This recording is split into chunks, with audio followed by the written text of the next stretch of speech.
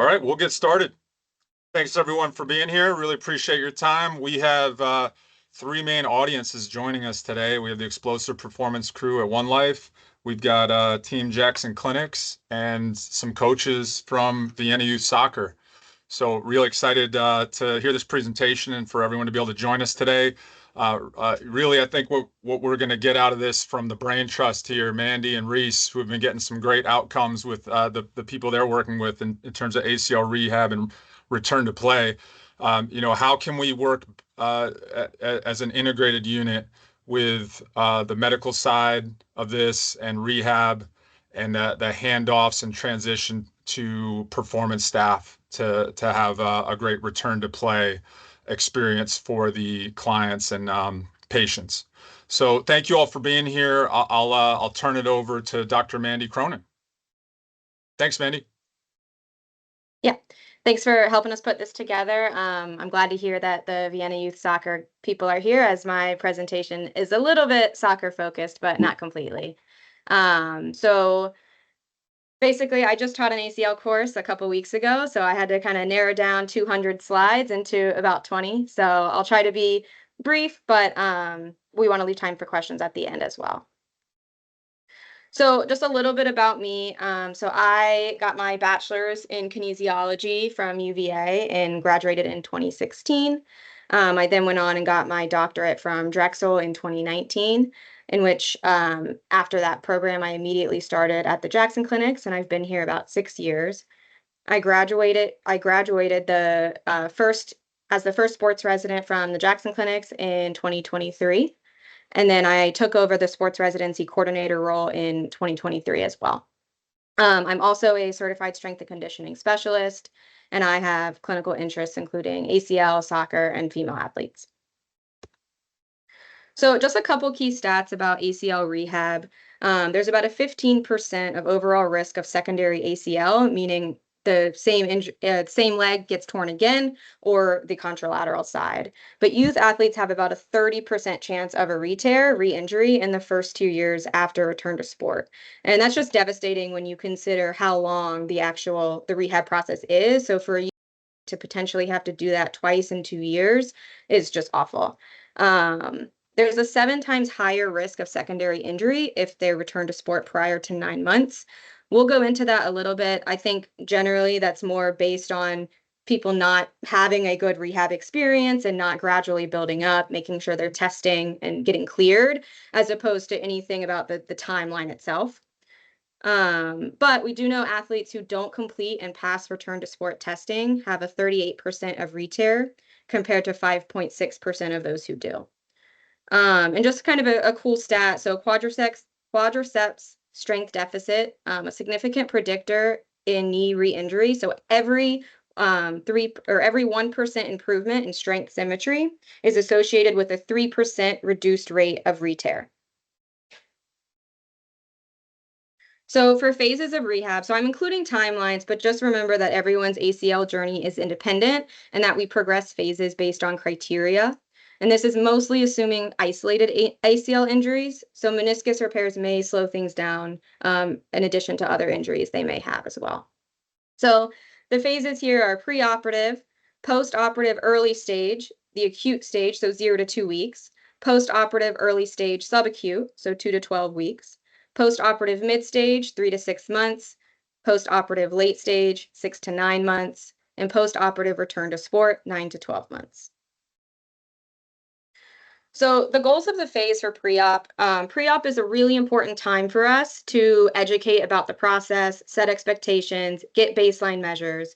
So if you happen to have an athlete that tears their ACL, whether you're, a coach or whether you're, someone that you've already worked with as a strength coach, and you hear that they tore their ACL, I would really encourage you to encourage that patient to start PT before the surgery. It really helps us set the stage with the athlete and explain the process without having the trauma of being post-op, where they're often in so much pain, they aren't really retaining what we're saying. This is also a time that we can get their baseline measures. And really here, we want to gain full range of motion, full quad activation, and being able to do a straight leg raise without a lag, without a bend in the knee. Little to no pain, little to no swelling, and normal gait mechanics. And they've really found that if we can hit these goals, the patients tend to have a better outcome. So in the postoperative early stage, the goals look very similar. So pain management, swelling management, restoring full extension, that's going to be our biggest priority before the bending. So being able to get that leg all the way straight. We want to restore quad activation. And we want to prevent AMI, which is just a fancy way of saying that the quad and the brain aren't working together. It's common in about 50% of the cases. And so we want to do everything we can to get that quad turning on early.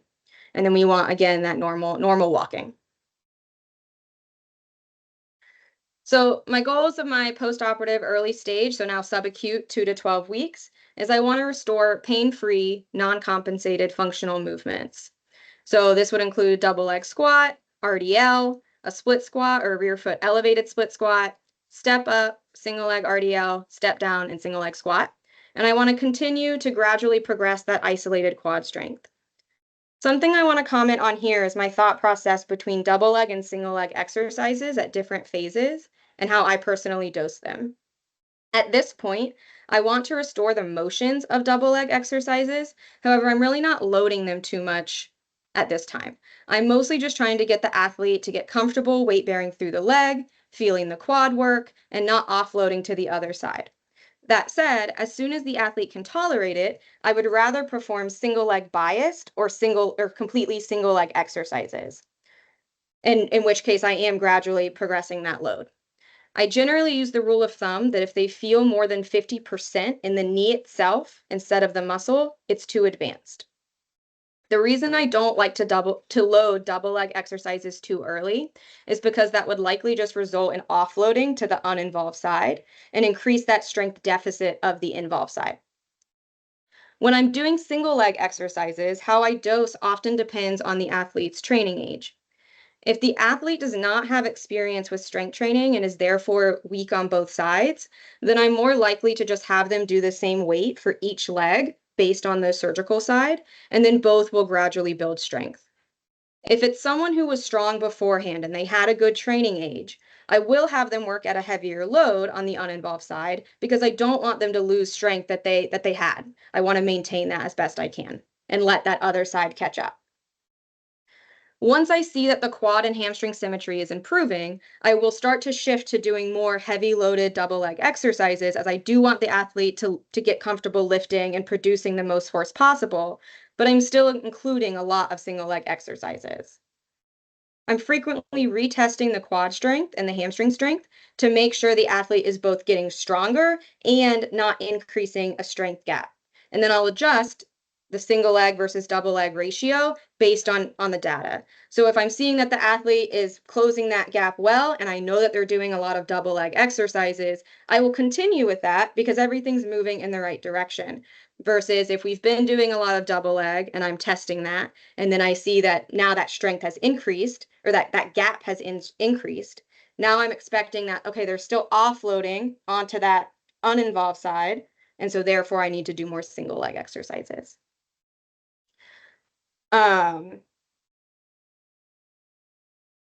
avoidance strategies when I'm doing these exercises is I want to be aware of pelvic drop, dynamic valgus, excessive forward trunk lean, so where they're using more of that hip strategy and they're not actually comfortable loading through the knee, and they have a decreased shin angle, again, not loading through the knee. So if you feel confident about your programming, if you're a strength coach and you feel really confident about your programming and they're seeing the PT and the PT is just saying that their strength numbers aren't improving in their quad strength, it's likely due to the quad avoidance that's happening here. And so and that can be really discouraging to the athlete if they're really consistent with PT, they're really consistent with their strength sessions, and they come back in and we retest them and we didn't see that change that paid off from their work. So we just want to make sure we're aware of those patterns and either giving external cues to correct or regressing that exercise if appropriate. One of the best ways to progress quad strength after ACL is isolated knee extension. This is generally the way that I would progress it. So I would start really early on, I might just be doing, sitting off the edge of a table, working on straightening that leg, adding ankle weights when I can, and then eventually progressing to the knee extension machine. Starting double leg, starting more low load, high rep, and then I'm gradually working towards eccentric, so going up with 2, down with 1, or and then completely single leg. And then you can see that as they're progressing, that's getting more and more intense, and they're getting lower lower rep, higher load.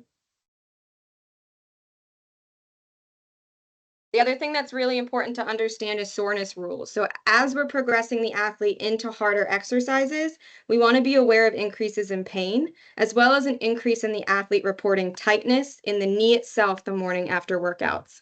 A lot of times when they report this increased tightness in the morning, that's typically a sign that they're getting some increased joint effusion, swelling in the knee. And we don't want this to lead to the quad shutting back down, so we want to make sure we adjust the program accordingly. A lot of times they're going to get this tightness sensation before they get pain. So if we can adjust at this time, we're going to avoid as many of those pain flare-ups. So criteria to progress to mid-stage. So I want their pain to be 0 to 2. I want no to trace swelling. I want no difference in a prone hang test, which generally means if they're laying on their stomach, I want both heels to be even. So one shouldn't look like it's a little bit higher than the other. I want their knee flexion, their bending, greater than 120. I want them to be able to do 10 straight leg raises without a lag, normal walking and stair navigation, and I want good movement quality with squat, split squat, lunge, single leg squat. Ideally, I'd like their knee extension limb symmetry index greater than 75% and their knee flexion limb symmetry index greater than 75%. And limb symmetry index is that relationship from their involved side to their uninvolved side. One thing I want to comment on here is not over relying on limb symmetry index if the athlete was weak to begin with.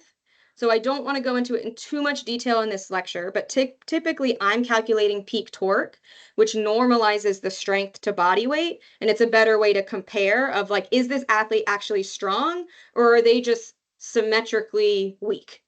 So I don't particularly care if the athlete has 90% limb symmetry if they're still really weak.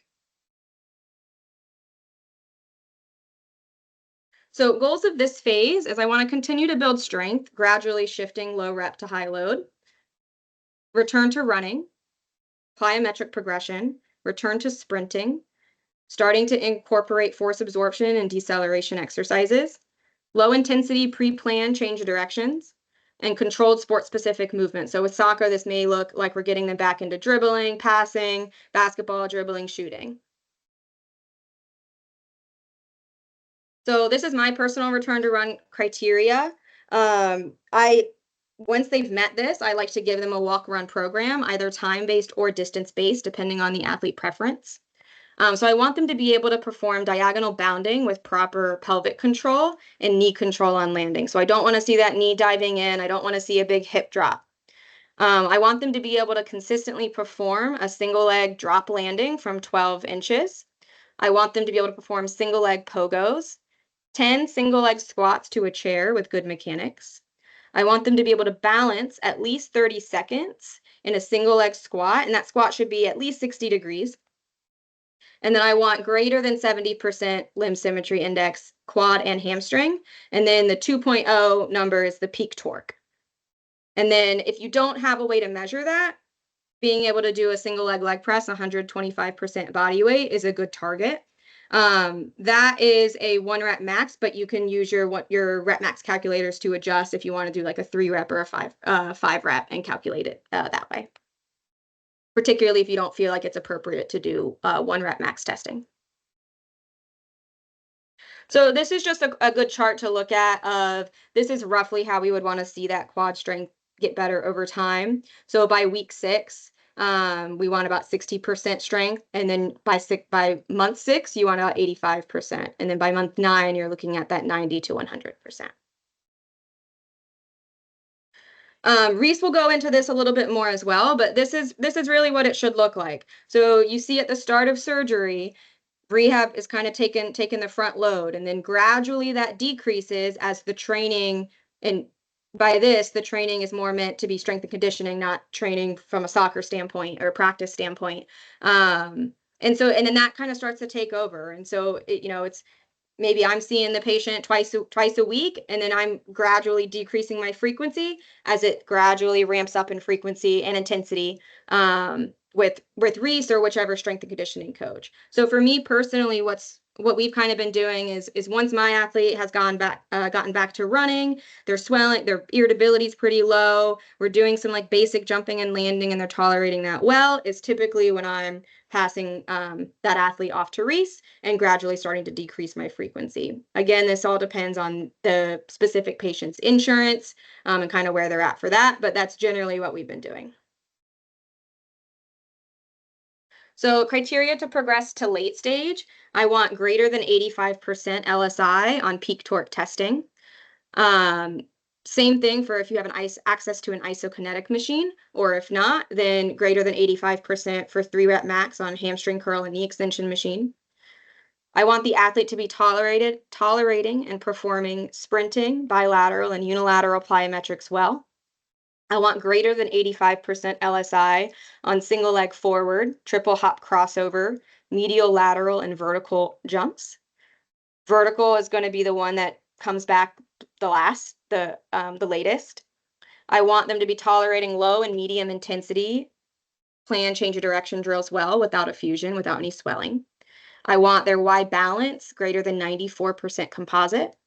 I want them to be able to do a side plank with abduction hold for greater than 30 seconds, and that should be 85% symmetrical towards the other side. And ASL RSI, I want greater than 60% at 6 months. And that is a outcome measure that it measures psychological readiness for an athlete to return to sport after an ACL injury. So it asks a lot of questions about like fear and confidence. So the goals of this phase of the late stage is I want to gradually progress those sport-specific skills. I want to restore reactive and explosive power, progress intensity of deceleration, cutting, and reactive agility. I want to restore sport-specific conditioning, and I want to continue to build strength. So on-field rehab is what I see as a bridge between the rehab environment and team training. So we want to regain as many technical skills in a controllable setting prior to integrating the athlete back into practice. So I personally have done some field sessions with athletes, but parents, teammates, siblings can be good resources as well. But the 4 key pillars of this is restoring movement quality, and this is more movement quality not from like strength exercises, but from an actual sports standpoint, physical conditioning, restoring sport specific skills, and progressively developing that chronic training load. So, criteria to progress to the actual return to sport phase. And to me, this means this is when they're starting to get back into team training. I want greater than 90% LSI on peak torque testing. I want greater than 90% on the 3-rep max testing, greater than 90% on all of the jumps listed previously, as well as a side hop test and a single leg drop jump. And I want no effusion with running, sprinting, pre-planned, or reactive change of directions.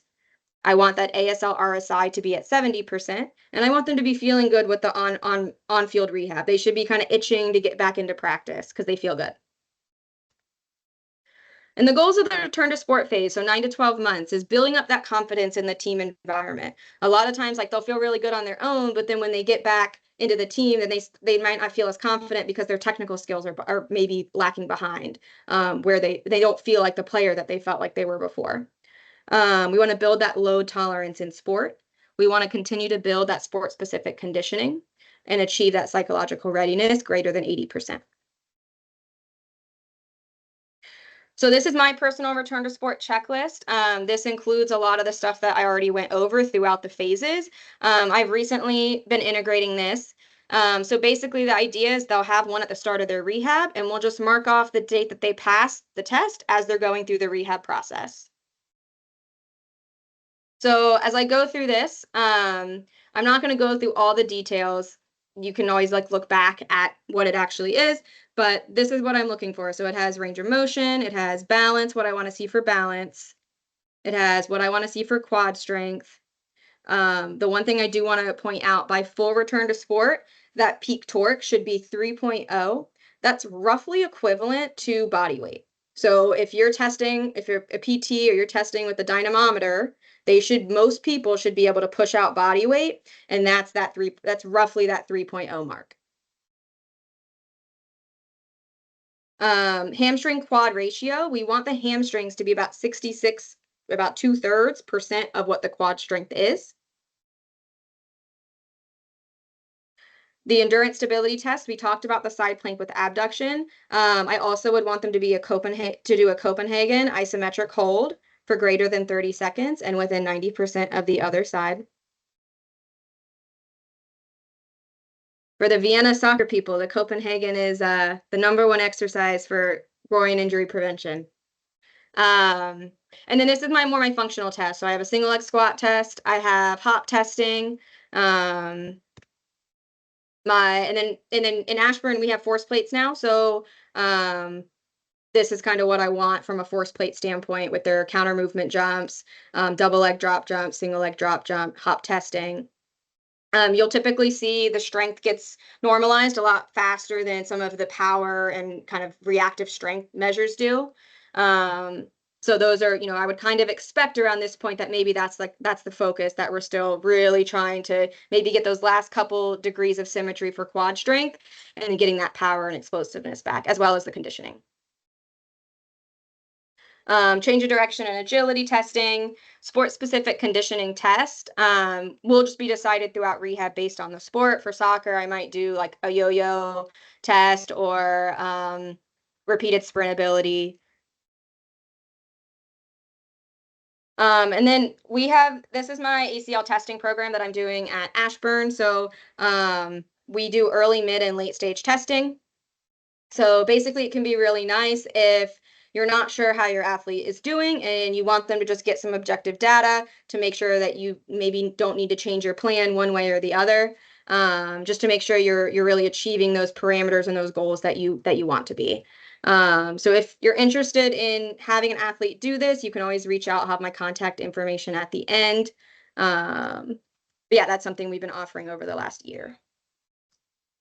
So when we're actually building back into practice, this is kind of what it looks like to me. So we go from rehabilitation and we go into performance. That on-field rehab you can see is that bridge there. And then we go return to training, return to competition, and return to performance. Something I think that's key to understand is that you could ask 15 different people what return to sport is, and you're going to get 15 different answers. For one person, it might be the first time they touch the ball. For one person, it might be the first time they score a goal. So you just need to be clear that it's a spectrum. It's not, all right, all of a sudden you're cleared. So generally, when we're progressing someone back into practice, initially would start with non-contact, non-reactive practice, then non-contact, lightly reactive, non-contact, fully reactive, adding in contact in drills, but non-contact scrimmaging, full practice, then returning to competition with a minute restriction, and then building up to that full unrestricted return, and then return to performance, that first goal, or maybe different for different athletes. What makes them feel like themselves? When do they really feel like they've gotten back? And I think with a lot of the people that we're treating in the youth world, a lot of these athletes were untrained to begin with. So in my mind, I actually want them to feel even better when they come back. Once they get their technical skills, their conditioning back up, I want them to feel like they're a better player. They can move more effectively, they're faster, they're more powerful. Um, so and then the other thing I would say too, because we have the Vienna youth soccer, what can be really, really helpful when they're getting back in is if there is like, let's say the player's on an A team, if they can get practice in with the B team or start building up game minutes within the B team, that's a really, really, really good way to build them back in, because that athlete, if they're at a higher level, typically they're the B team's 100% might be that athlete's 80%. So it can be a good way to kind of re-expose them to the game itself. Okay. So I think we'll probably have Reese do his, and then maybe we'll do questions at the end.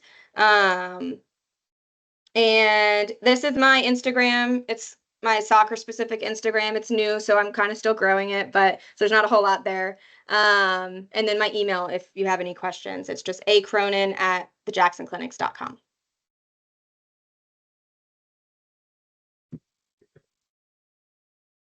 Cool. All right, let's see. Share.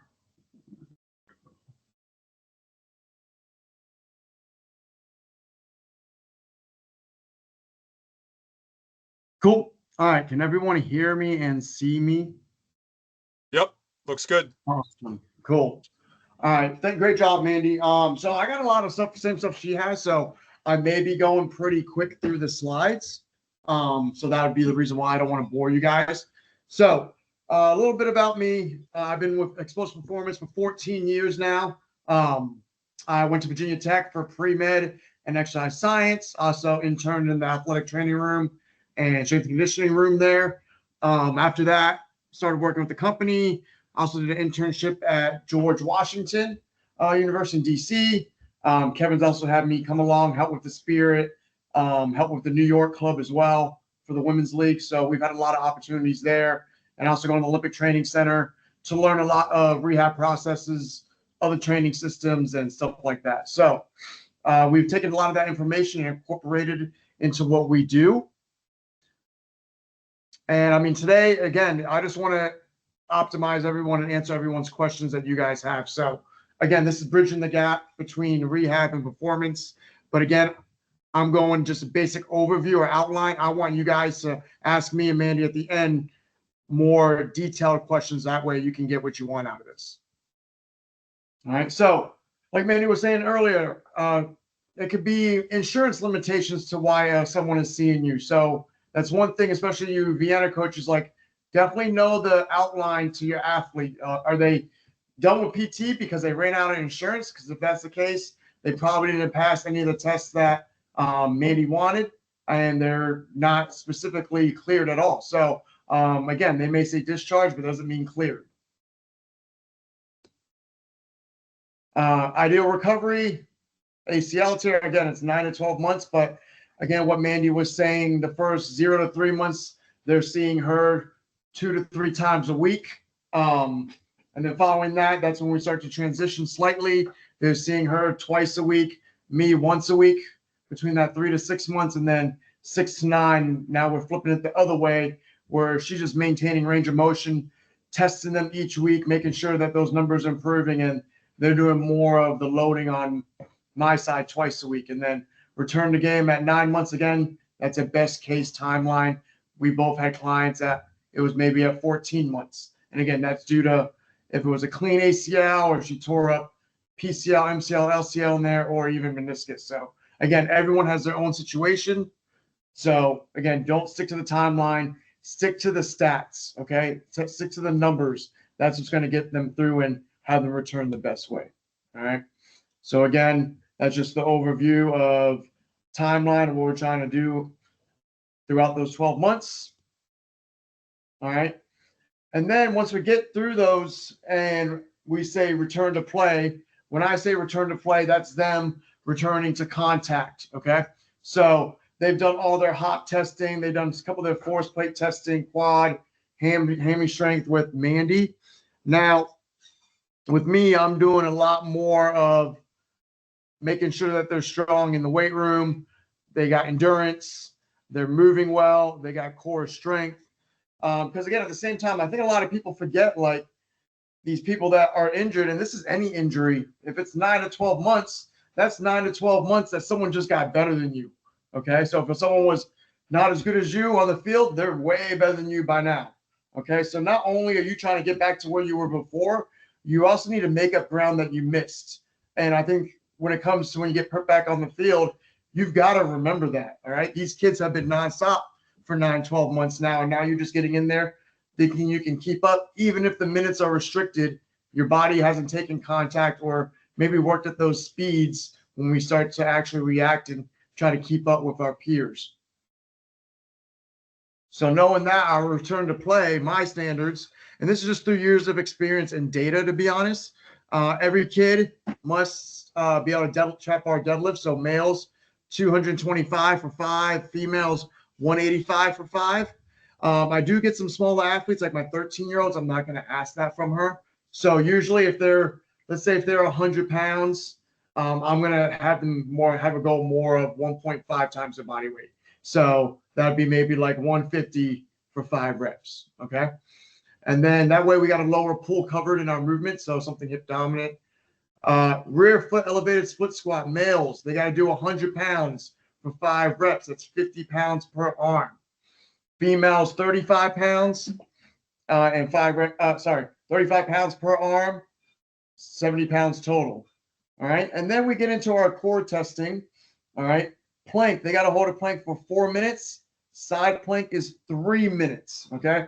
I know there's a lot of debate when it comes to how long do we hold a core exercise. And I know McGill said bursts of 10 seconds, which is great. I believe in that too.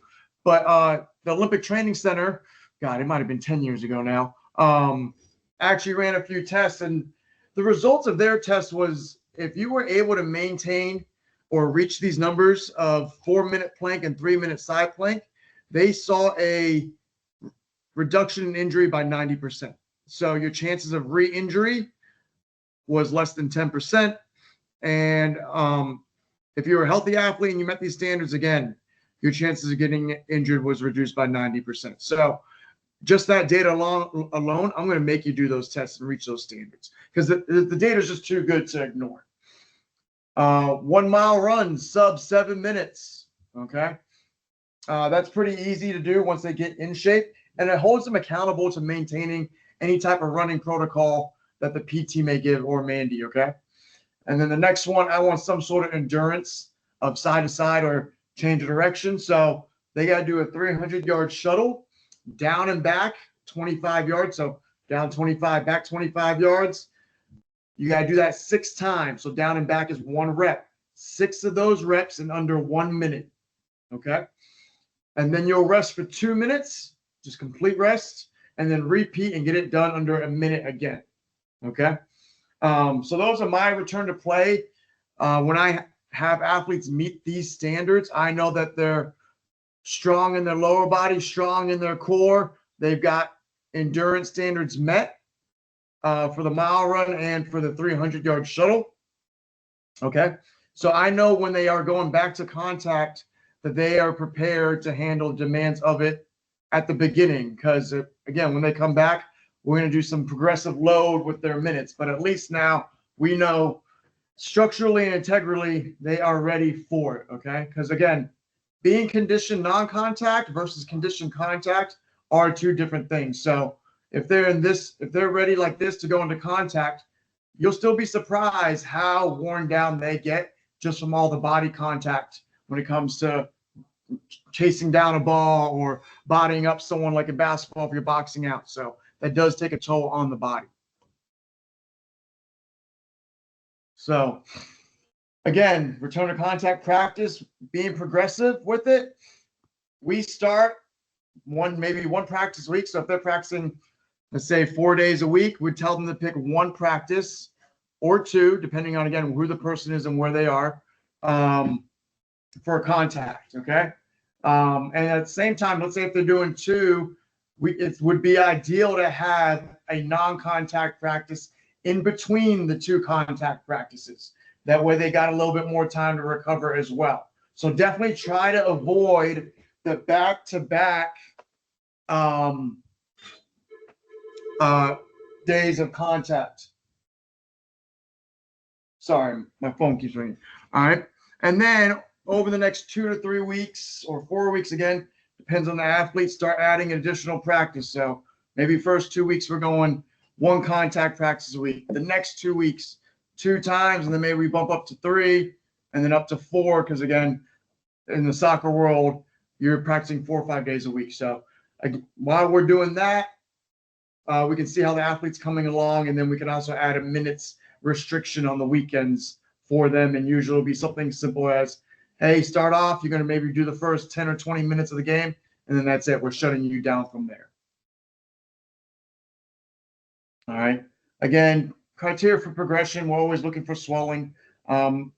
Usually the first anywhere from 0 to 4 months is when it's mostly common. Mandy does a great job of sending them to me usually around 4 or 5 months when they've met all her standards. I appreciate that a lot. It makes my job a lot easier. But I do have PTs that send me kids as early as 4 weeks post-surgery. So again, all that criteria is you just got to know what you're doing. And again, in those first couple months, we're trying to minimize pain, swelling, full range of motion. It's always easy to add strength on once you got range of motion going. All right, again, we went over this, flare-ups, pain management. Again, adjust load, weight, volume, tempo, exercise variation, and that all determines where we are in that rehab process too. But those are some of the, again, basic outlines, that easy fixes that we can do. Okay. Practical strength programming, all stuff Mandy went over. So I'm going to skip through this. Okay. I'm going to give you guys an idea of what our typical session will look like though. And they're going to come in and do their soft tissue movement prep. Then we'll go into their speed work. Okay. So again, speed work and movement skills can be simple stuff as like a wall drill, teaching mechanics, isometrically strengthening the joints and the muscles. All right. We got to ingrain that movement. The best way is to do it at a static position and then add movement slowly. Same thing as what Mandy's probably doing the first 0 to 3 months when teaching a single leg squat. Take the same progressions to your speed. All right. That way, when that person is running, at least we know their gait is fixed as well. That's some of the best ways to fix it. From there, we still want to do some sort of power. When I say power, that can be your plyos. Again, I'm same as Mandy, a believer that when I say plyo too, I also mean pogo. So we want to be doing some light, extensive pogoing and some sort of single leg drops before they get to their running as well. Okay. Because again, if you look at running is a low extensive plyo. Okay. And then we got our strength, energy systems, and our recovery. Okay. And again, if they're not running, we can get them on a bike, we can get them on an elliptical and get that cardio up and have them ready for that 1 minute mile, that 7 minute mile, or that 300-yard shuttle by training those energy systems in the meantime while keeping the contact away from the joints at the beginning. All right. So again, all the same stuff that Mandy was saying, we do the same exercises too. I'm an extension hugger. And then as we go along, I start controlling more of the load and volume, and she's more or less fixing or maintaining mobility and movement of the knee. But also, I think a good thing is her and I both look at the ankle and the hip, both joints that are involved above and below the knee. So again, if any of those joints are restricted, it's going to put stress on the knee. Again, we want to keep that stress away from the knee. Okay. So what strength and coaches need from PTs? I mean, again, she makes it easy for me. She gives me a lot of baseline strength numbers. Lets me know if there's any range of motion restrictions or possibly something that's flaring up with them. And then we work together saying, hey, I'm going to do X, Y, and Z, and I'm going to do X, Y, and Z. So we know how to accomplish our goal to get that person back and resolve that flare up. Okay. And again, Mandy and I have trust and been working on it probably good 8 years now, something like that, together. So we know. But if you're a coach or you're a PT or you're a trainer, you need to find someone that you trust and make sure they got the credentials and trust. Like, go to their clinic, hang out with them. You can then understand what they're doing in various sessions with various people. That's going to tell you if they got a good background or not, because you're going to see some trends and if they got a systematic approach and so forth. So take that time to build those connections, because it's only going to help you and that person. All right. Again, the athlete deserves a team. We're not competing. So in an ideal world, I say PT, strength, head and conditioning coach. I've even had kids go see a sports psychologist as well, and a nutritionist. All right. So again, talk to them, try to set up what the best culture for that athlete to return. All right. So cool. That's really all I have. I really would like to open up for a Q&A so we can speak out loud and dive in for what you guys are really looking for.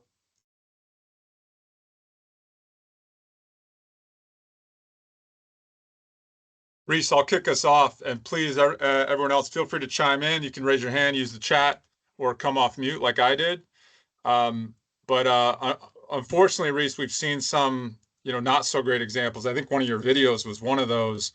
Yeah, You I can pull that up if you want. I wasn't sure if you guys wanted that. Yeah, let's take a look at it just to see what, Okay. because I think visually, especially for our soccer folks, Yeah. to kind of see, well, what does it look like, that is below standard, Yeah. and we should kind of raise the alarm bells to the parents of like, hey, they're behind, and I'm concerned with getting them back on the field. Yeah, definitely. Okay, so I got a girl, Kaylee here. This was like after 8 months. 8 months. This wasn't ACL, but this was meniscus and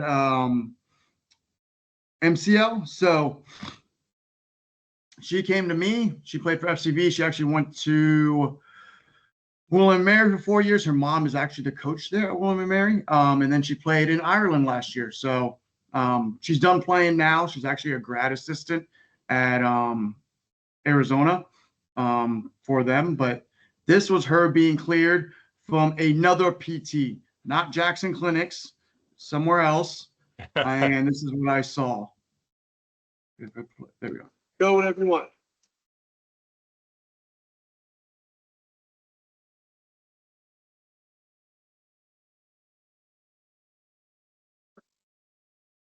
Face that way.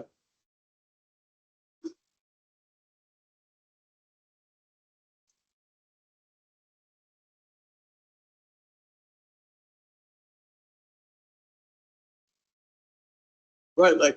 Face me first. There you go.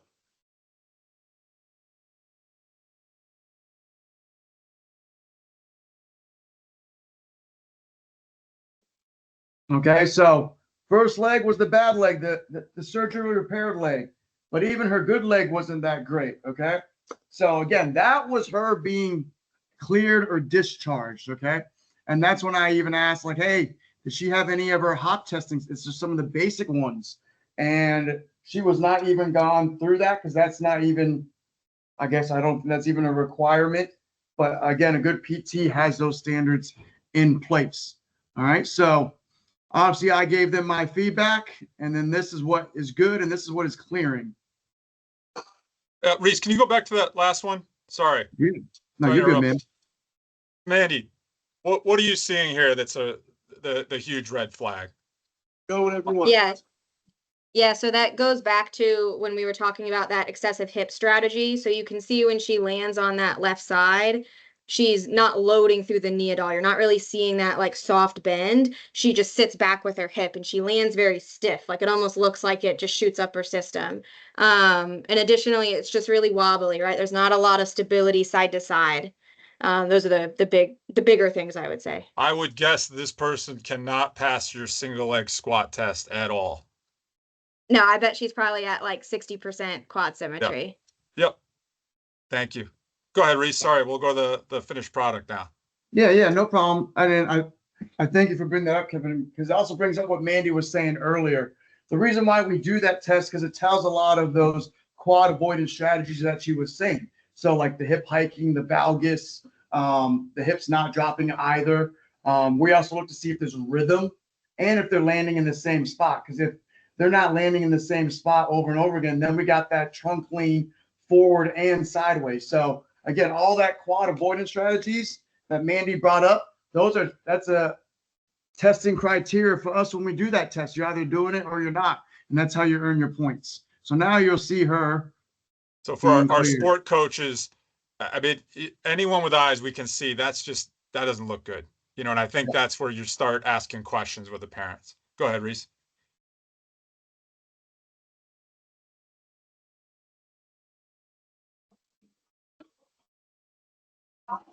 That way, if you start the right leg. So again, this was her healthy leg before, but you can see how much better she is at this now too. Good. Now left leg. All right. Now the injured leg. Now left leg.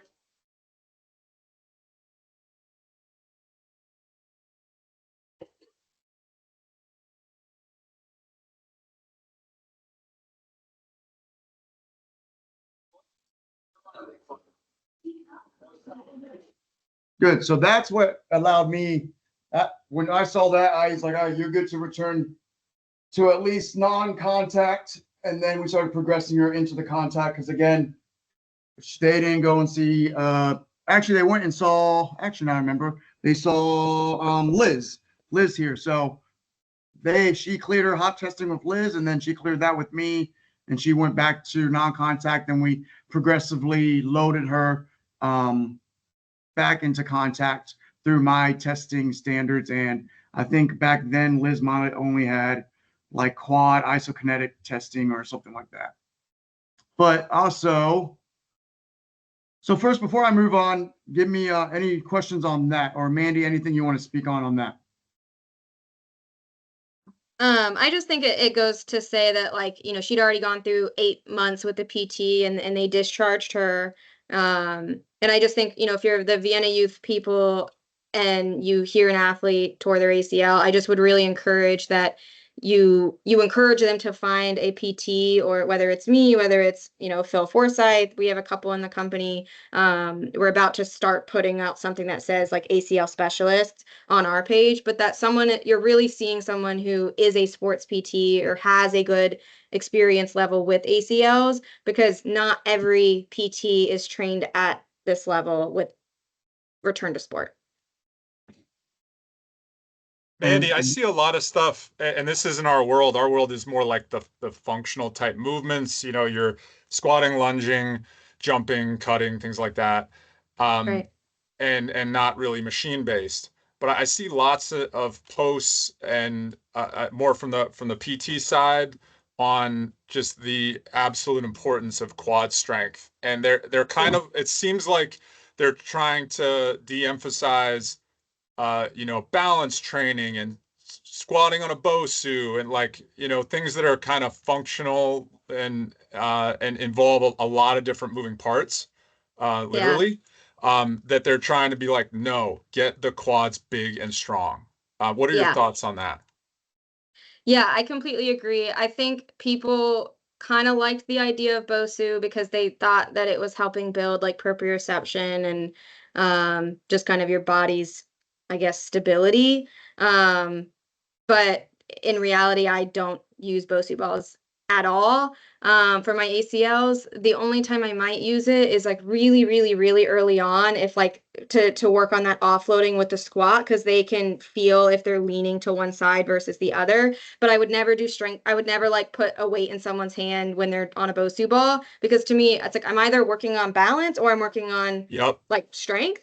So that seems silly to me to do. So yeah, it's really has just shifted, and like, you know, like what's gonna make them stable is making them stronger and working functionally. I do think like there was a shift in PT where it was like only doing like lunges, squat, like closed chain, like very like functional, like multi-joint movements. And I think what you start to realize, and partly is because of those compensations, is that sometimes you really just do need, or a lot of times you really do just need to do that isolated quad work, because our bodies, I mean, a lot of times what makes people a good athlete is also what makes rehab hard, because their body is so good at finding ways to work around the impairments. Um, so yeah, I don't use Bosu balls like at all. Is that kind of where, you know, Jackson, a lot of Jackson clinics are in One Life clubs. They have the ability to do both because they've got space and tables and whatever you need in the clinic, but then they can go out in the Right. gym and measure Right. strength gains on a machine. There used to be a fear because there was one study that came out a long time ago that said that doing knee extensions was putting more strain on the ACL, and it was like 3.4% strain. And so then everyone like freaked out and stopped working on isolated quad strength. And Yep. then other studies came out, just of walking is 13% strain. So it's like it was just overshot. And so now everyone who like regularly treats ACL, is it's not only safe, but it's vital. Like you need to do it, because again, going back to that first stat, every 1% improvement in symmetry is a 3% rate of retear, or decreased rate of retear. Yep, that stuck out to me. That's great info. Let's get some other questions from the group. You can come off mute or just raise your hand or use the chat. But I just highlighting that for our new trainers and our sport coaches. If you're seeing something you can't tell whether it's strength or stability training, you're not quite sure what it looks like it's for, it's probably not essential to their rehab. And Kevin, to talk on that again, that doesn't mean avoid the meat and potatoes. Like, all right, well, I'm just going to go on leg extension all the time. Like, no, give them meat and potatoes. Like with my rehab people, they're going to squat, deadlift bilaterally and unilaterally, and some do lateral step up or lateral lunge. But then once they're done with me, I send them to the leg extension. Like, because by then they've done it with Mandy a whole bunch of times or their PT a whole bunch of times, but it is still part of their return to play or their rehab protocol with me. I just save it to the end of the session because they can do that on their own, and I just hold them accountable to doing it. So again, don't change the toolbox, just know what goes where and just add it in. Yep. Check a box and open up the playbook. What do we got from the group?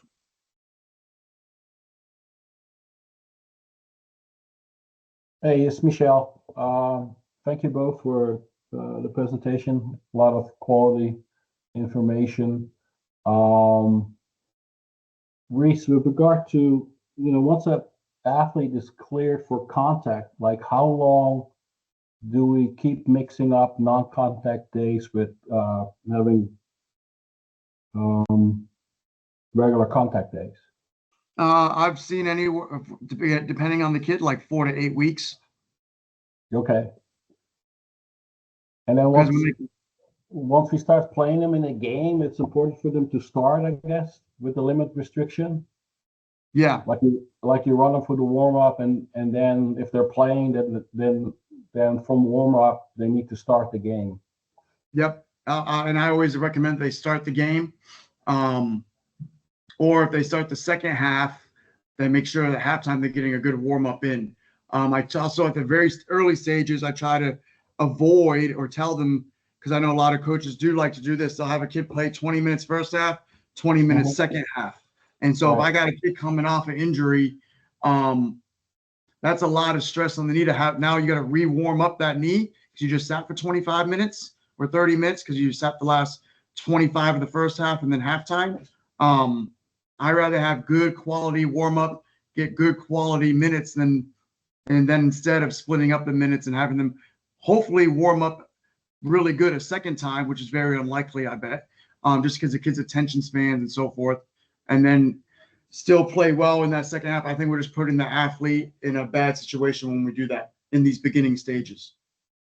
Yep. Makes a lot of sense. Thank you. Yep. As a coach, I'll just add to that, understanding what their homework is and some recommendations either from performance coach and therapist, so that you're going through practice and you've got skill development drills, non-contact, and then a scrimmage that is contact, that they can transition right to their homework. They don't feel separate or like they're wasting time. Yeah, I think that's really important. In my course, I included stuff about like more about the psychological impact, and so I do like to get the person back around the team environment. But yeah, if maybe all they're doing in practice at that point is the dynamic warm up and maybe like the ball skills at the beginning and maybe just like pre-planned passing drills. Okay, I don't want them to sit there the whole time, right? I want them to be working on Reese's homework, my homework, whatever it is, to help them get back to that environment, to get their technical skills up or maybe work on conditioning on the side.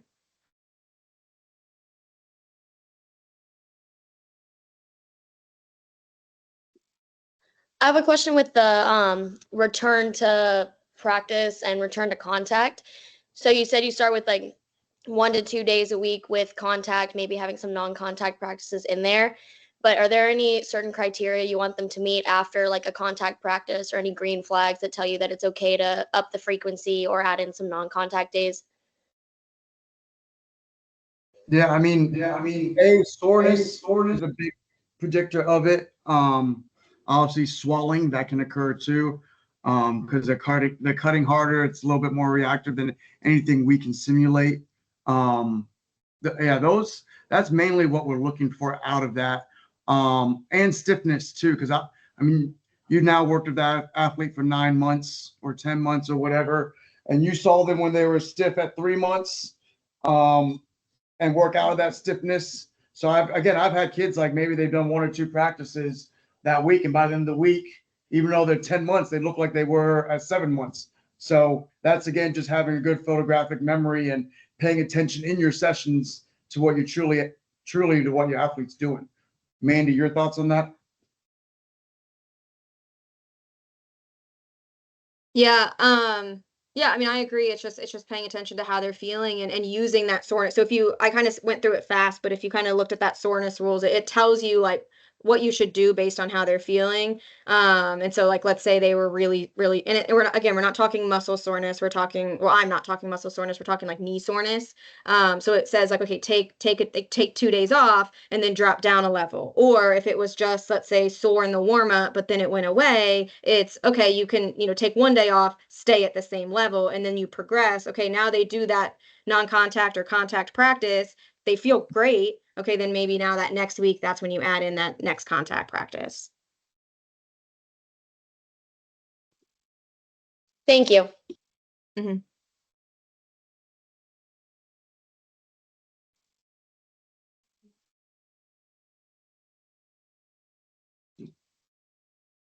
Well, we got 12:57, so I think we'll wrap here. Thanks everyone for joining us today. Really appreciate it, Mandy and Reese, for you putting this together in your busy work week to share with us. I'll be sure to share the recording out, and you have contact information from both provided. I'll put that in the recap email as well. Thanks, everyone. Awesome. Appreciate your time, everyone. Thank you. Have a great day.